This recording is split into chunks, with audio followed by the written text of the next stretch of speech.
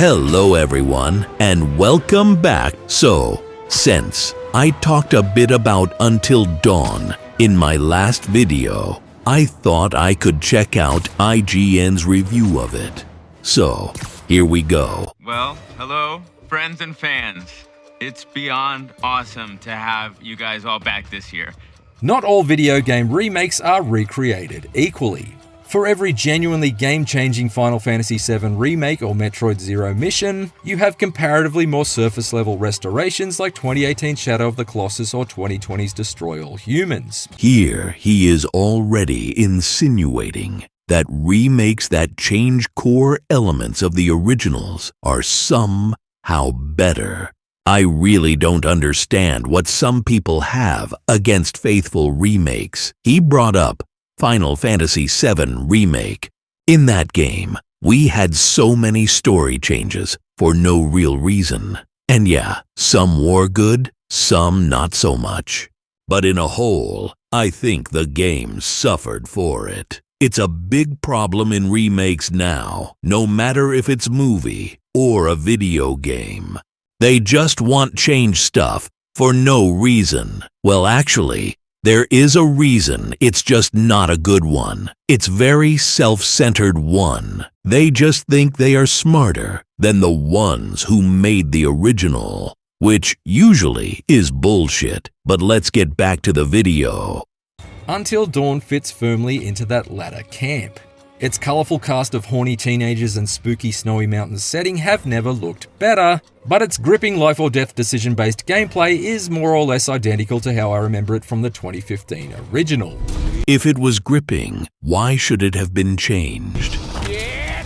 The general lack of gameplay improvements and noticeable performance problems are a poor trade-off for what it offers, and that makes it tough to recommend, particularly since its premium price makes Until Dawn seem less like a must-have bit of moonlit murder and something closer to a case of daylight robbery. I'm so sorry.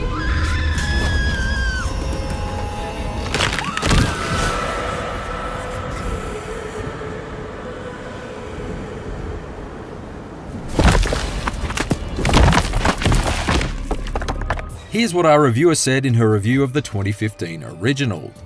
At its best, Until Dawn is a gleefully cheesy homage to horror movies set in a world built by a developer that clearly adores the genre. Although its thrills are tempered by a lack of story cohesion, a robust choice and consequence system, and a keen eye on horror's most ridiculous tropes, makes Until Dawn ultimately worth playing. Yeah, I agree with Lucy here when it comes to the original. That sentiment still largely rings true. It's basically the same game after all. While Supermassive's subsequent choose-your-own misadventure horror stories like 2021's House of Ashes and 2022's The Quarry have come close to matching it, Until Dawn still remains the most well-rounded execution of the choice and consequence-heavy formula that the developer has made its own. Its schlock horror story is crammed with entertainingly gory scenarios inspired by the likes of Saw, The Descent, and Poltergeist. And its cast is headlined by strong performances from Hayden Panettiere, Peter Stormare, and Rami Malek, whose characters remain just as engaging today as they were 9 years ago, even in spite of the occasionally cringe-inducing dialogue. Excuse me? Did you say something? Oh, did you not hear me? Was your sluttiness too loud? While the cast and remote Blackwood Pines setting remain the same, everything has been rebuilt in Unreal Engine 5 for this remake, and it shows in ways both good and bad. There's no question that the higher quality textures and dramatically improved lighting combine to give this interactive slasher film a considerably more realistic edge. Did you see this view? I mean, holy cow. And there are a number of welcome environmental touches like snow that visibly crumples underfoot, and the rays of a setting sun that are reflected in the window glass of a gondola. However, these enhancements come at the cost of a frame rate that's often every bit as shaky as the freaked out teens on screen. And at its worst, this rebuilt Until Dawn is also prone to coming apart completely, like a serial killer's victim on the sharp end of a saw blade. Why does he keep going with these god-awful jokes? Does he really think they are funny? I managed to make it through my full playthrough without ever being unceremoniously bumped out to the PlayStation 5's home screen, but another member of IGN staff reported no fewer than 6 crashes within the 8-hour story's opening half.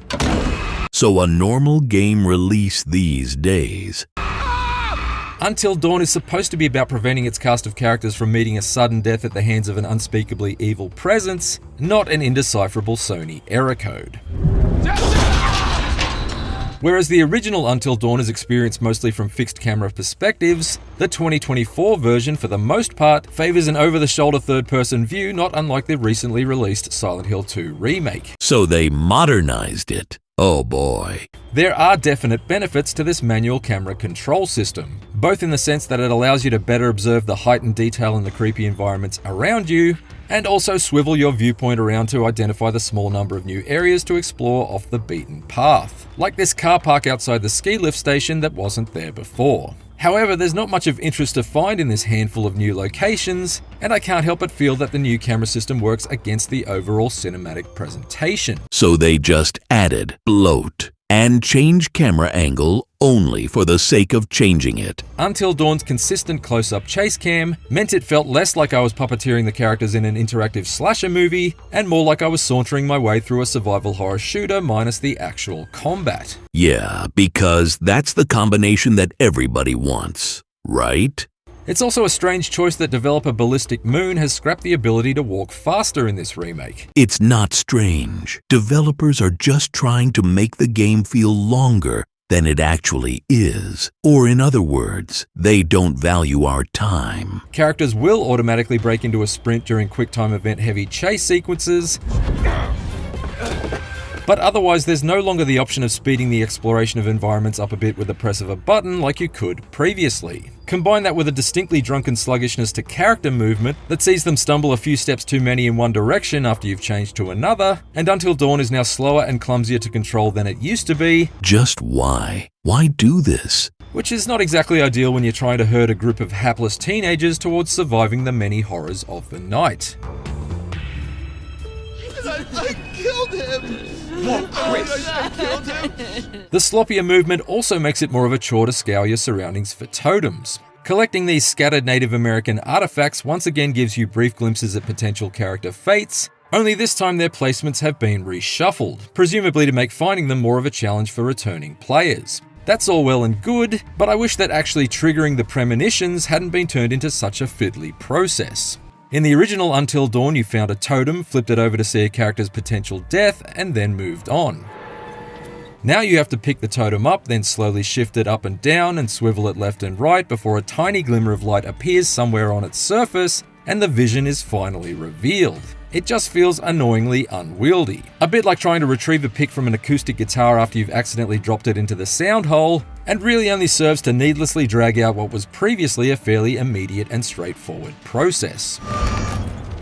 Yeah, I agree with him. They pretty much changed that for no reason, except maybe they did it to pad out the game a bit more. This token totem twist is pretty much the only new gameplay mechanic of note. Of note, I would not go that far. Aside from a slightly lengthened prologue and a new post-credits scene that hints at the possibility of a sequel,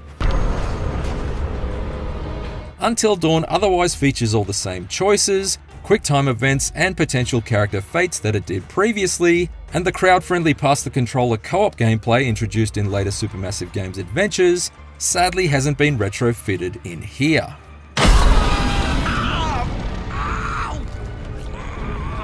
It is slightly more customizable to personal preferences though, so if you find that your hands are too shaky for the don't move sequences, you can just go ahead and disable them from the pause menu, for example. So that's an option, but the camera angle is not. That's just stupid. Overall, however, this Until Dawn remake remains a pretty hard sell given that right next to its listing on the PlayStation Store is the PlayStation 4 version, which still looks sharp and runs at a smooth 60 frames per second on the PlayStation 5 at only a fraction of the cost. The new Until Dawn costs over 4 times as much as the original, at least here in Australia. What the fuck? And there's no upgrade path for existing owners of the PS4 version, like there has been previously with other first-party Sony games like the PS5 ports of Horizon Zero Dawn and The Last of Us Part 2. To be fair, those were technically remasters rather than remakes, And The Last of Us Part 1 is a remake that also had no upgrade path from the PS3 or PS4 remastered versions, but I'd argue that the improvements to Until Dawn are so superficial that it feels much closer to a remaster than a remake anyway. Well, neither Last of Us nor Until Dawn needed a remake. Simple remaster and PC release would have been enough. You guys gonna make out now? Oh my god, totally. We're so gonna make out.